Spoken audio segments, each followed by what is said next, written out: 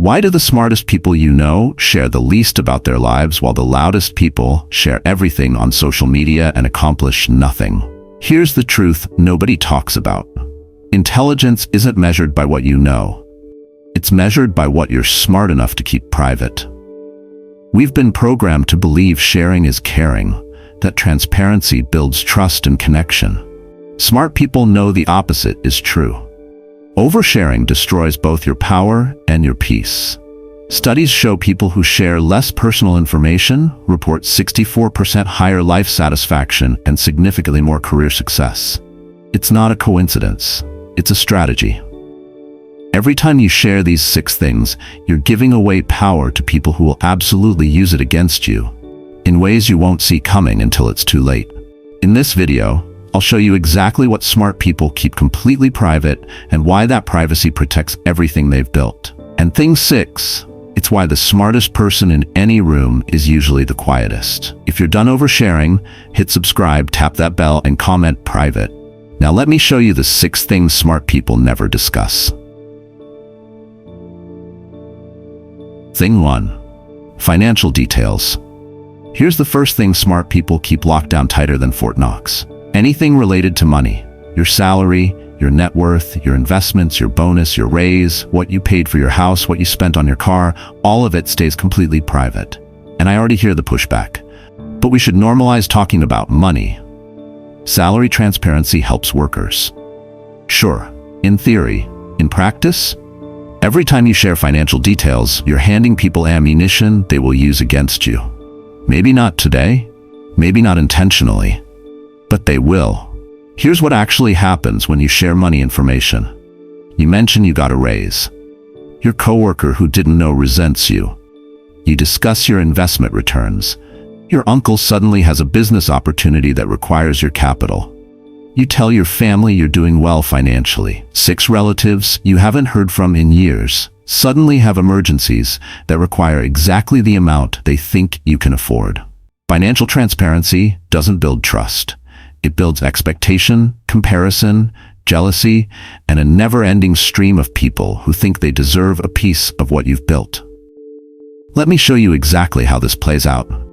There's this person who made the mistake of mentioning they'd had a really good year with investments at a family Thanksgiving. Seemed harmless. Just sharing good news with family, right? Within 1 month, 12 separate loan requests from extended family members who suddenly had emergencies. 20+ people asking for investment advice they didn't want to give and weren't qualified to give. 3 relatives who stopped talking to them entirely, resentful that they were doing so well while others were struggling. Multiple awkward conversations about why they weren't helping family with their extra money, all from one comment. One tiny crack in the financial privacy wall. And it never stopped. Because you can't unshare information. Once people know you have money, they always know, and they always remember when they need money. Compare that to the smart person who shares 0 financial information. Ever. Family asks how work's going? Fine, staying busy. Friends ask if they got a raise? They made some adjustments. Relatives curious about investments? Just trying to save where I can. Vague, boring, conversation ending, and completely protective. That person? No loan requests, no expectations, no resentment, no pressure. Just peace. Because nobody knows if there's money to ask for, everyone assumes there isn't. Here's your financial privacy protocol starting today. When anyone asks about money, and they will, you have exactly 3 acceptable response templates. Template 1, deflect with a vague positive. How much do you make? Enough to pay the bills? What's your net worth? Doing okay, grateful for what we have. Template 2, deflect with false struggle. Did you get a raise? You know how it is, everything's expensive. How are you doing financially? Making it work like everyone else. Template 3, shut it down directly. That's personal, I don't discuss finances, or I keep that private. Polite, firm, final. And this applies to social media too. Delete every post that hints at financial success. The vacation photos look expensive. The new purchase announcements. The humble brag about the bonus promotion or blessed year. Every single one is evidence that people screenshot and remember when they want something from you. There's this executive whose family had absolutely no idea he was wealthy until he died, and they saw the estate, $3 million. The family was shocked. How did he have this much? He always seemed like he was just getting by. He wasn't. He just never told them otherwise. 40 years of complete financial privacy, 0 loan requests in his lifetime, 0 family drama over money. Just peace. His brother, who constantly talked about his success and money, different story. Relationships are destroyed by loan requests, expectations, and resentment. Less wealth accumulated despite similar income because constantly managing other people's feelings and requests about his money. But money is the obvious one. This next thing people overshare destroys them in ways they don't see until their career is already damaged. Thing 2. Family problems and personal struggles. And this is the thing that kills more careers than bad performance ever could. Oversharing personal problems at work or in social settings where professional reputation matters. Your marriage is struggling. Your kid is having issues at school. You're dealing with a health scare. Your parent has dementia. These are real, difficult human problems, and sharing them in the wrong places will absolutely destroy opportunities you don't even know you're losing. Because here's what nobody tells you about workplace vulnerability. It doesn't create connection. It creates concern about your capacity. And concern about capacity kills promotions, assignments, opportunities, all while everyone's being very sympathetic to your face. Let me show you exactly how this works. There's this employee who was going through a difficult divorce. Messy. Lawyers involved. Custody battle. Real heavy stuff. And because we're told it's okay to not be okay and vulnerability is strength, this person shared openly at work. Talked about the divorce in team meetings when explaining why they seemed distracted, mentioned custody battles when asking to leave early, discussed lawyer fees when the topic of money came up. Full transparency. Full vulnerability. Everyone was very supportive, very understanding, very sympathetic. Then the promotion time came. Guess who didn't get it? You're going through such a difficult time right now. We don't want to add more pressure. Maybe next year when things settle down. Translation. We think your personal chaos makes you a liability for increased responsibility. They didn't say that, but that's what happened. Personal oversharing killed career advancement. Not because of poor performance. Performance was fine. Because leadership now views them through the lens of person dealing with personal crisis instead of high performer ready for next level. Meanwhile, their colleague, going through the same situation, divorce, custody, lawyers, all of it, kept it completely private at work. When asked how things were going, "Good, thanks for asking. Early departure needed, have an appointment, I'll make up the time. Distracted in a meeting? Noted internally, corrected quickly, no explanation offered. Nobody at work knew about the divorce until it was finalized and over. Continued getting promoted, continued being seen as stable, reliable, and ready for more.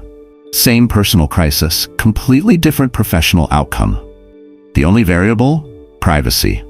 Here's the brutal truth about workplace vulnerability. It's a trap. We're told it builds trust and connection. Sometimes it does. In therapy, in close friendships, in specific contexts designed for vulnerability. But in professional settings, it builds concern, doubt, and a mental category of person who might not be able to handle more. Your boss doesn't need to know about your marriage problems. Your coworkers don't need details about your health issues. Your professional network doesn't need updates on family drama. They need to see you as competent, reliable, and stable. Personal struggles, no matter how real, undermine that perception. And this goes for social settings too. That acquaintance you barely know doesn't need to hear about your family dysfunction. The person you just met at a networking event definitely doesn't need your medical history. Social oversharing creates an image of person with a lot of problems instead of interesting person worth knowing. Your new privacy protocol for personal struggles. Keep family problems within the family. Keep health issues between you and your doctors. Keep relationship struggles between you and your partner or therapist. Work gets the professional version only. When people at work ask personal questions, how's everything at home? All good, thanks for asking. Is everything okay? You seem off. Appreciate you checking, I'm fine, just focused on the project. How's your family? Doing well, how's yours? Generic, positive, redirecting.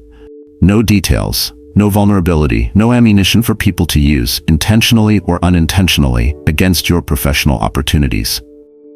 Save real vulnerability for your therapist who's paid to help, your spouse who's committed to you, maybe one close friend who's proven trustworthy over the years. That's it. Everyone else gets the professional, competent, stable version. Not because you're fake, because you're strategic. And while people are busy oversharing their current problems, smart people are also hiding this next thing that kills motivation faster than anything else. Thing 3. Future plans and goals.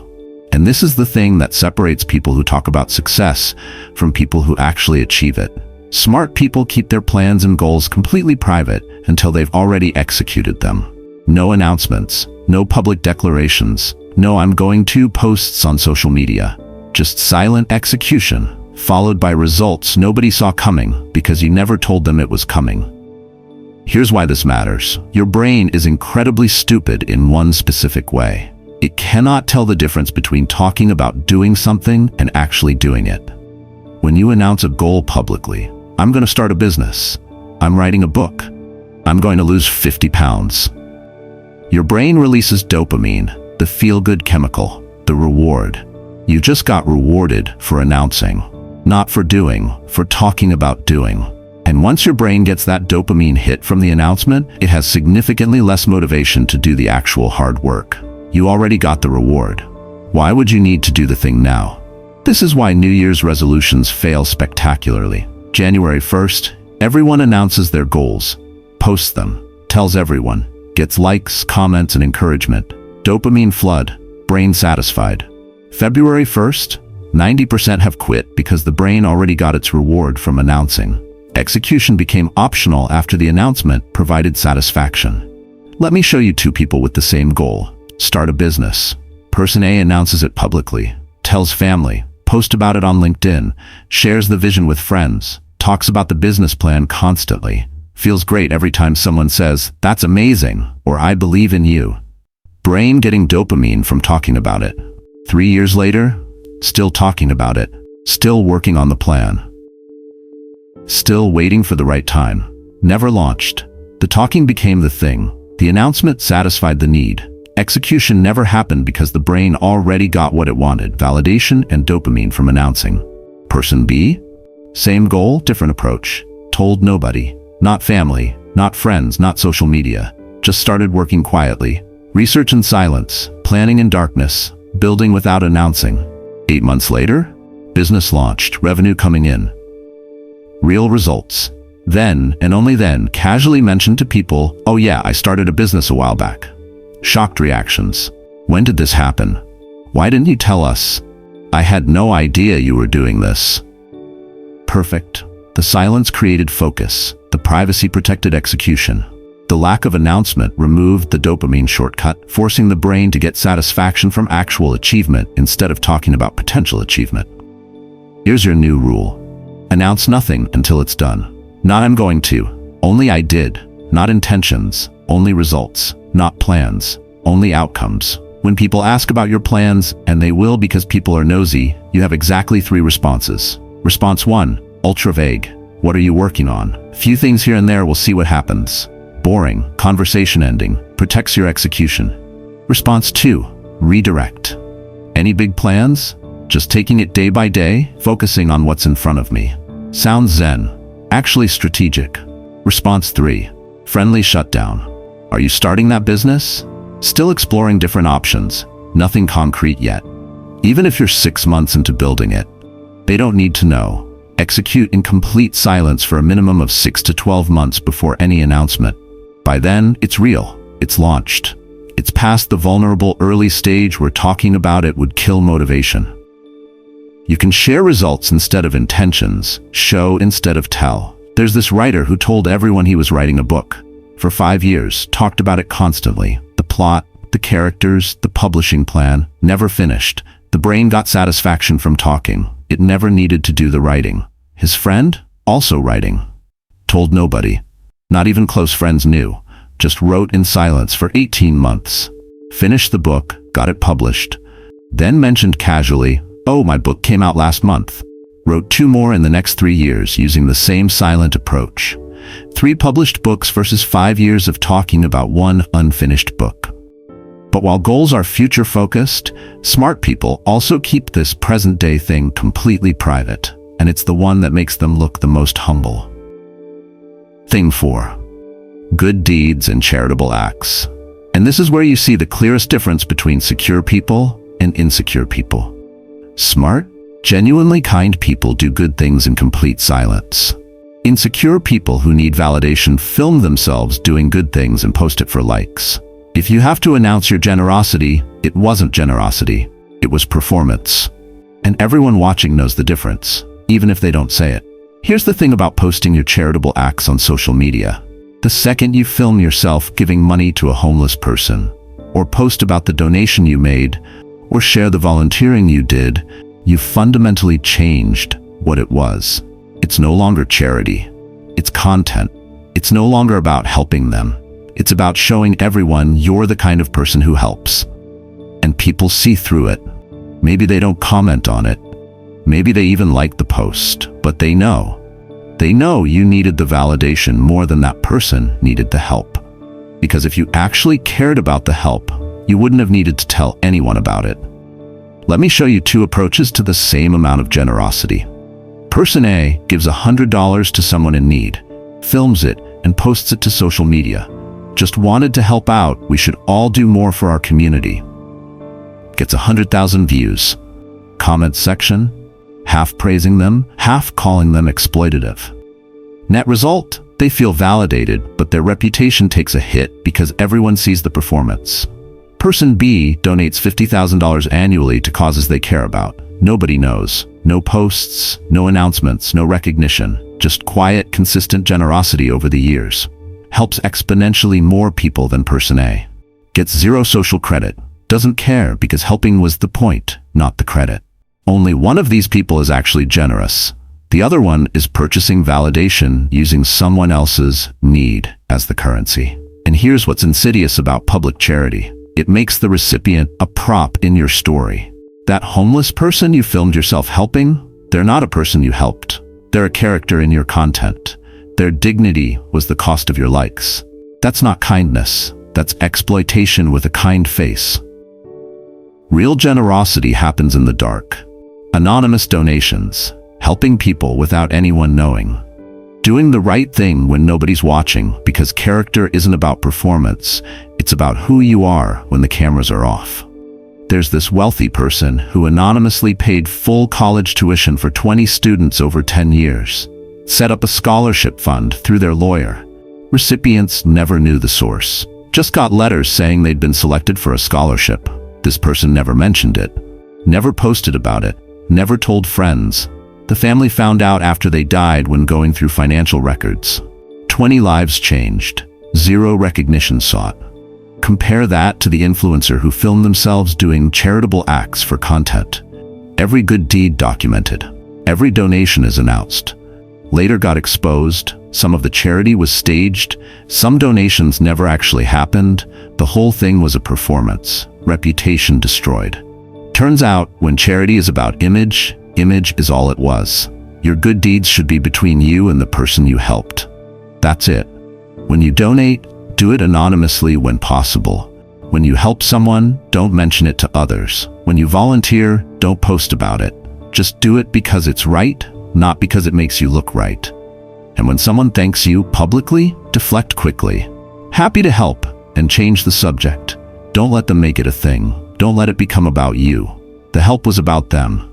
Keep it that way. Delete any social media posts about your own generosity. Everyone. If you have to tell people about your good deeds, they're not good deeds, they're PR. And PR isn't charity, no matter how much it looks like it. Real character is what you do when nobody will ever know you did it. That's the test. If you can't be generous without recognition, you're not generous, you're transactional. And truly smart people know the difference. And just as they hide their generosity, smart people absolutely keep this next thing to themselves because sharing it creates unnecessary enemies. Thing 5. Political and religious beliefs. And this is the thing that creates the most unnecessary enemies. Sharing your political and religious beliefs publicly as anyone asks for them or announcing them will change anyone's mind. Here's the truth. Smart people understand. Your political opinions and religious beliefs are yours. They're personal. They're private. And broadcasting them to the world accomplishes exactly nothing except dividing people who could have been useful relationships into people who now see you as the other side. You think you're expressing yourself. You're actually alienating half your potential network, customer base, and opportunity pool. For what? So strangers on the internet know which box you check? Congratulations. You traded actual influence for imaginary internet points. Let me break down the math. You post your political opinions publicly. Roughly half the country disagrees with you. They now see you through that lens first. Not a skilled professional. Not as a potential business partner. Not an interesting person. As a person who supports things they hate. Doesn't matter how qualified you are. Doesn't matter how good your work is. They've categorized you. And that categorization just cost you opportunities you'll never even know you lost because they happened in rooms you weren't invited to after someone saw your posts. Let me show you two business owners in the same industry, same city, similar products. Owner A can't resist posting political opinions. Every election, every controversy, every hot button issue. Feels good to take a stand and use my platform. Know what happened? Lost 40% of potential customers who disagreed. They didn't announce it, they didn't argue, they just quietly shopped elsewhere. Business struggled. Took years to recover. And recovery only happened when they finally stopped posting political content, and some people slowly forgot. Owner B? Strong political beliefs, votes every election, donates to causes they believe in, discusses politics deeply with close friends who share values. But publicly? Complete silence. Business serves everyone.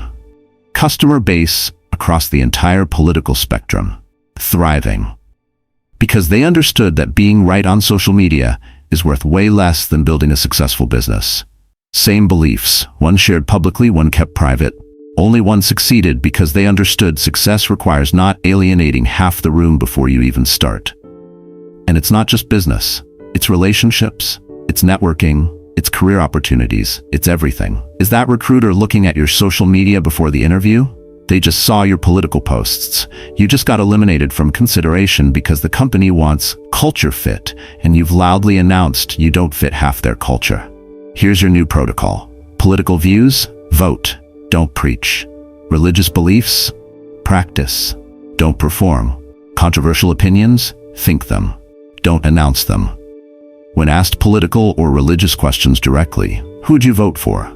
I keep that private, but I hope whoever wins does well for everyone. What do you think about political issue? I can see valid points on multiple sides. It's complicated. What's your religion? That's pretty personal. I prefer to keep it private.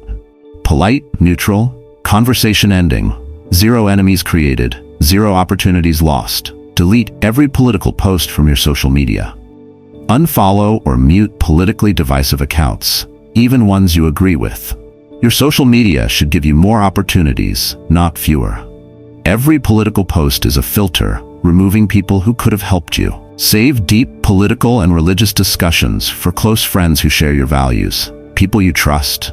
Private conversations, not public broadcasts to mixed audiences who didn't ask and won't be convinced anyway. There's this professional who never discussed politics or religion publicly. Built a massive network across the entire political and religious spectrum. Clients everywhere. Opportunities everywhere. Universal respect. Could work with anyone because nobody had categorized them into a political box. Their peer? Posted political content constantly. Strong opinions. Passionate posts. Limited network to an echo chamber of people who already agree. Missed opportunities with everyone else. Half the potential connections were eliminated before the conversation even started. Same industry, same skills. Completely different success levels. Only variable, one understands privacy creates opportunity, while visibility creates division. But nothing requires more strategic silence than this final thing, and it's the one that gives smart people their biggest advantage. Thing 6. Level of intelligence and knowledge. And this is the final thing that gives smart people their most powerful advantage. They let people underestimate them. Constantly. on purpose, strategically. While insecure smart people need everyone to know they're the smartest person in the room, truly intelligent people are perfectly happy letting everyone think they're average or even slightly below average. Because underestimation is a weapon most people are too insecure to use. Here's what happens when you constantly demonstrate your intelligence. People stop sharing information with you. Why would they explain something to someone who clearly already knows everything? People stop asking your opinion. You've already made it clear you have all the answers. People exclude you from conversations. Nobody wants to feel stupid, and your constant need to show how smart you are makes everyone feel stupid. You think you're demonstrating value. You're actually demonstrating insecurity, and you're losing access to information that people freely give to those they think are learning from them. Let me show you how this works. There's this executive who perfected the art of playing dumb in meetings. Asked basic questions, he absolutely knew the answers to the basic questions. Can you explain that concept again? Help me understand the reasoning there. Walk me through how that works. People thought they were teaching him. They felt smart. They felt valued. They shared everything, including insider information, real concerns, hidden dynamics they'd never share with someone who seemed to know it all. He learned more in those meetings than anyone else because he was the only one actually listening instead of waiting to talk. Made better decisions than colleagues who talked more. Rose faster than people who seemed smarter. Why? Information. He had more of it because strategic underestimation made people give it to him freely. Meanwhile, there's the person who always had to demonstrate they were the smartest in the room. Corrected people constantly. Actually, what you mean is showed off vocabulary, referenced obscure concepts. Made sure everyone knew they'd already thought of whatever was being discussed. People stopped talking around them, stopped sharing, stopped asking their input because they already knew what they'd get. A lecture. They were excluded from conversations where real decisions got made. Missed promotions despite being genuinely intelligent. Because intelligence without information is useless, and their need to appear smart costs them the information that creates actual advantage. Here's the strategy. Ask questions, even when you know the answer. Can you elaborate on that? Makes people feel smart and share more. I already knew that. Makes people feel stupid and share less. Only one gets you information. Let people think they're teaching you something. They'll like you more, trust you more. Share insider knowledge they'd never share with someone who needs to appear smarter than them. You're not being dishonest.